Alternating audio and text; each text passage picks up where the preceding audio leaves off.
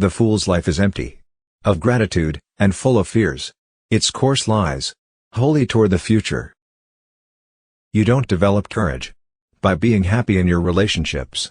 Every day you develop it by surviving difficult times, in challenging adversity.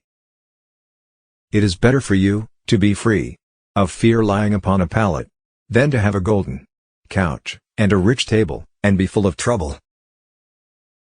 Be moderate, in order to taste the joys of life in abundance. If a person fights the clear evidence of his senses, he will never be able to share in genuine tranquility. Contented poverty is an honorable estate. Admonition instead of hate. Smile instead of contempt. It is better for you to be unhappy right away than being happy without reason. Happiness is the repression of suffering and anxiety. Therefore foolish is the man who says that he fears death, not because it will cause pain when it arrives, but because anticipation of it is painful. We should look for someone to eat and drink with before looking for something to eat and drink. Knowing your flaws is the first step to health. The greatest fruit of justice is serenity. Pleasure is the beginning and end of a happy life. Of all the means to ensure happiness throughout the whole life, by far the most important is the acquisition of friends.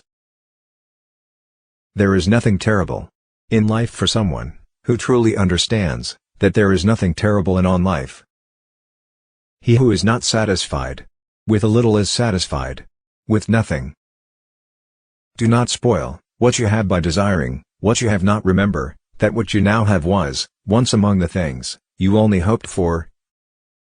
Nothing is sufficient for the person who finds sufficiency too little.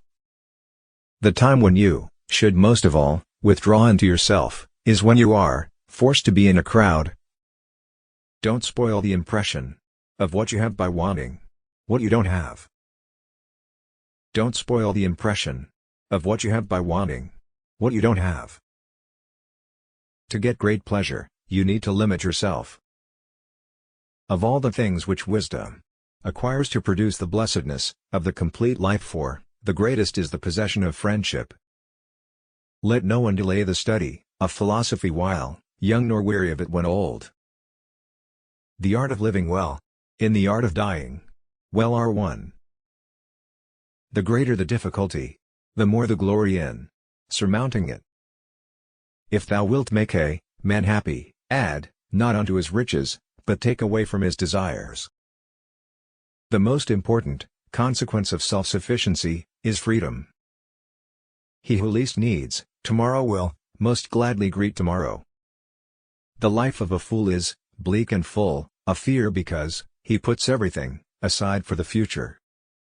Death does not concern us because as long as we exist, death is not here, and when it does come, we no longer exist.